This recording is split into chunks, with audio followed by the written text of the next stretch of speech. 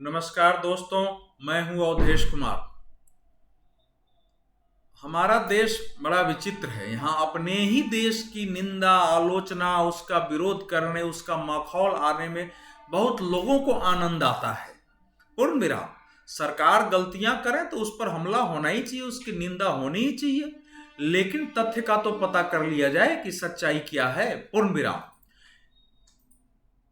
इस समय पूरे देश में सोशल मीडिया पर यह तूफान उठा हुआ है कि भारत ने सुरक्षा परिषद में अपनी अध्यक्षता में प्रस्ताव पारित करके उसको आतंकवादी संगठनों की सूची से बाहर कर दिया है।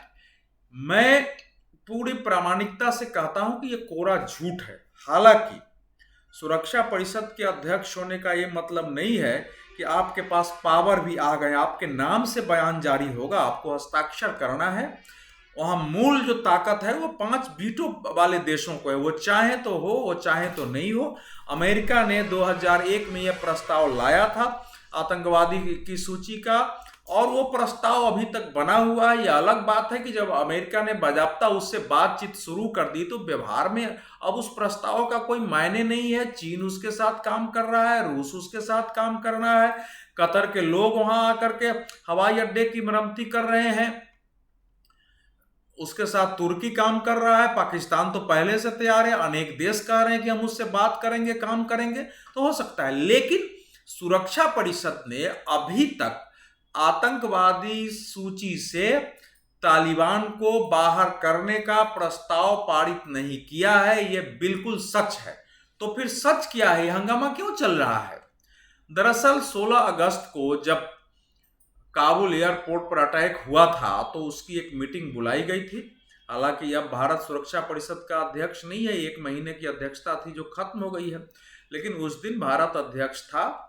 हमारे जो अस्थाई प्रतिनिधि हैं वहाँ TS तिरुमूर्ति, उन्होंने उनके नाम से जो लिखा हुआ बयान जारी हुआ उसको मैं पहले पढ़ के हिंदी में आपको सुना रहा हूं। सुरक्षा परिषद के सदस्यों ने अफगानिस्तान में आतंकवाद से मुकाबला करने के महत्व का जिक्र किया है। यह सुनिश्चित किया जाए कि अफगानिस्तान के क्षेत्र का इस्तेमाल किसी देश को धमकी देने या हमला करने के लिए नहीं किया जाना चाहिए, और न ही तालिबान और न ही किसी अन्य अफगान समूह या व्यक्ति को किसी अन्य देश के क्षेत्र में सक्रिय आतंकवादियों का समर्थन करना चाहिए। अब इसमें यह भी नहीं है कि न तो सीधे तालिबान को आतंकवादी कहा जा रहा है, न ये कहा जा रहा है कि वो आतंकवादी नहीं है। केवल इतना कहा जा रहा है, उनका नाम लिया जा रहा है कि वो किसी समूह, व्यक्ति, अन्य देश को क्षेत्र में सक्रिय आतंकवादियों का समर्थन न करे, इतना ही है। दूसरा, 27 अगस्त को काबुल हवाई अड्डे पर जो बम विस्फोट हुआ था बाहर खासकर, और उसके एक दिन बाद फिर से संयुक्त राष्ट्र सुरक्षा परिषद की बैठक हुई है। उसमें फिर चूंकि अध्यक्षता उस दिन भारत के हाथों थी, वहां फिर एक लिखित बयान जारी किया गया, और उसमें 16 अगस्त को जो लिखा हुआ पैराग्राफ था उसको दोहराया गया। हाँ, लेकिन उसमें एक बदलाव हुआ था कि उसमें से तालिबान शब्द हटा लिया गया। इसको सुनिए, ये उतना वैसे ही है। इसमें लिखा था, क्या लिखा था? सुरक्षा परिषद के सदस्यों ने अफगानिस्तान में आतंकवाद का मुकाबला करने के महत्व को दोहराया ताकि यह सुनिश्चित किया जा सके कि अफगानिस्तान के क्षेत्र का इस्तेमाल किसी भी देश को धमकी देने या हमला करने के लिए नहीं किया जाना चाहिए, और किसी भी अफगान समूह या व्यक्ति को किसी भी देश के क्षेत्र में सक्रिय आतंकवादियों का समर्थन नहीं करना चाहिए।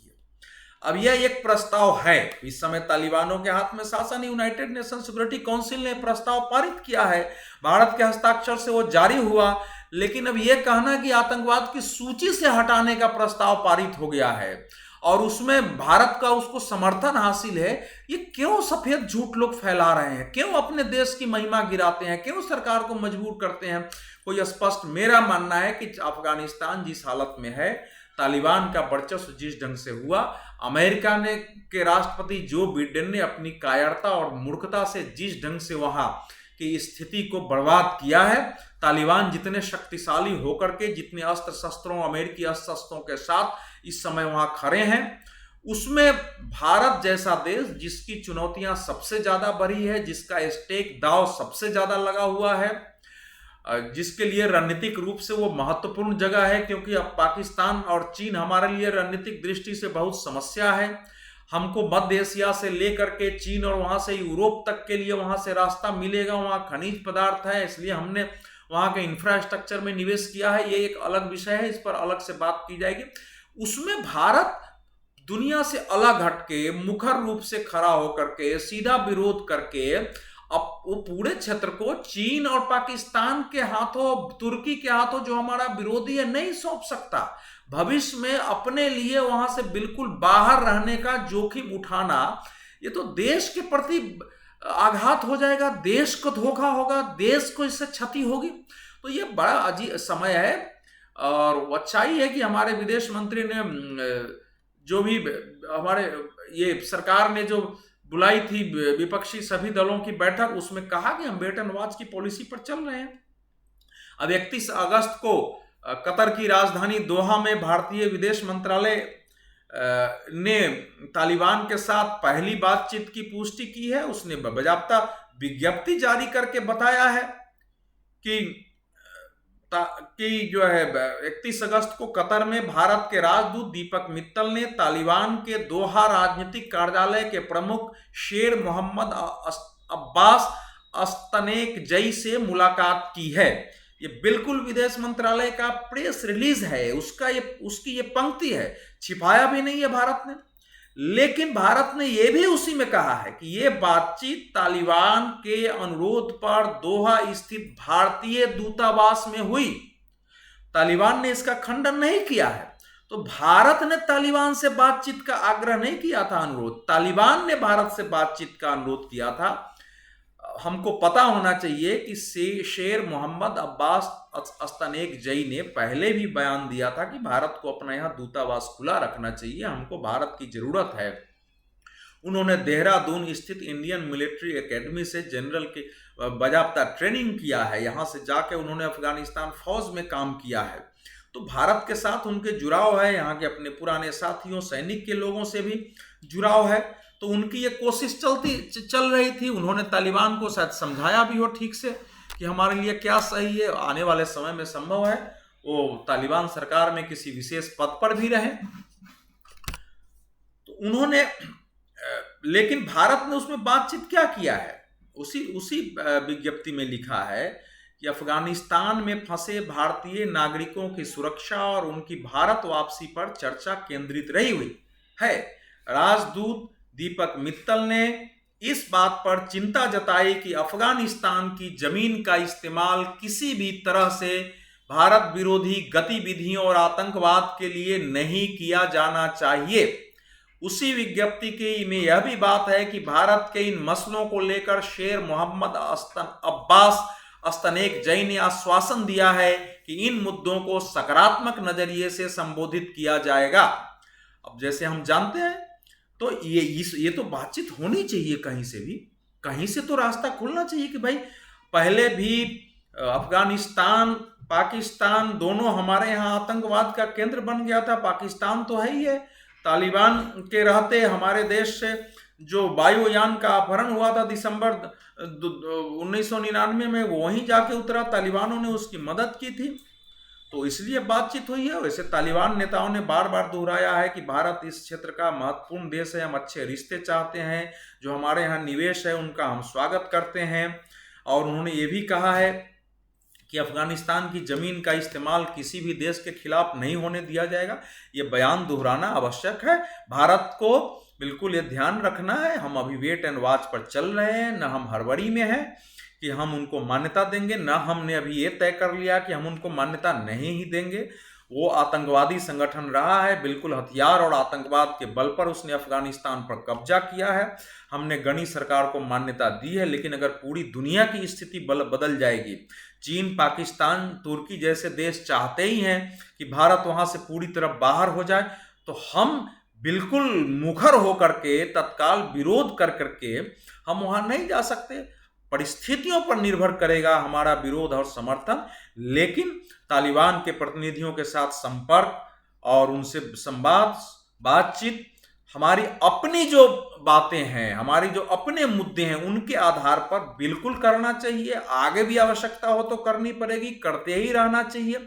आश्चर्य की बात है कि अपने देश में माओवादियों से बातचीत करने के समर्थक है, आतंकवादियों से बातचीत करने के समर्थक लोग हैं, उनके लिए झंडा उठाएंगे। लेकिन अपने देश का हित है और जो कुछ नहीं हो रहा है, भारत ने कभी तालिबान से पहले भी खबर उड़ी कि भारत ने दोहा में तालिबान से बातचीत की है। भारत तो अमेरिका को भी कहता रहा कि अच्छे तालिबान बुरे तालिबान, अच्छे आतंकवादी बुरे आतंकवादी नहीं होते हैं। ये पहले की सरकार का भी ये स्टैंड था, इस सरकार का भी ये स्टैंड है। तो अपने देश के बारे में मेरा मानना है कि ये जो लोग झूठ फैलाते हैं, जो अफवाह फैलाते हैं, बहुत सारे लोग जिन्होंने प्रस्ताव को नहीं देखा है, जिनको पूरा सच नहीं मालूम है, जिन्होंने प्रेस विज्ञप्ति नहीं पढ़ी है, वो इसमें आ जाते हैं और मान लेते हैं कि ऐसा ही है।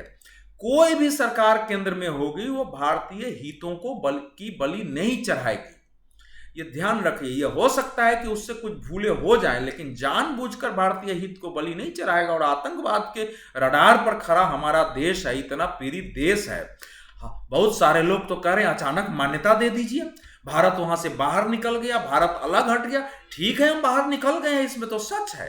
यह भी सच है कि परिस्थितियां हमारे बिल्कुल विपरीत हो गई हैं।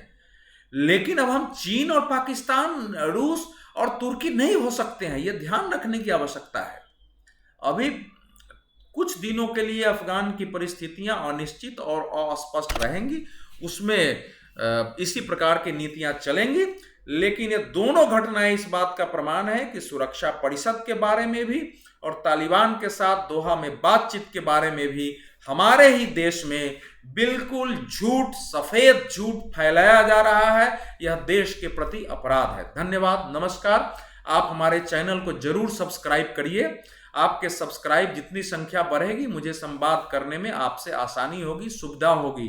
बगैर पर्याप्त सब्सक्राइबर के फिर संवाद में आनंद नहीं आता है। स्वयं भी चैनल को सब्सक्राइब करिए, दूसरे से करवाइए। कुछ करना तो है नहीं, जैसे ही आप वीडियो खोलते हैं नीचे सब्सक्राइब आता है, एक बटन है, उसको दबा दीजिए। अगर आपका गूगल अकाउंट है, जीमेल अकाउंट है, तो आपको 1 सेकेंड लगेगा। अगर अकाउंट नहीं है तब जरूर आपसे लॉगिन मांगता है, तो आप वैसे भी आजकल जीमेल या गूगल अकाउंट सब लोग रखते ही हैं। जिनका नहीं है वो खोल के भी कर सकते हैं। धन्यवाद।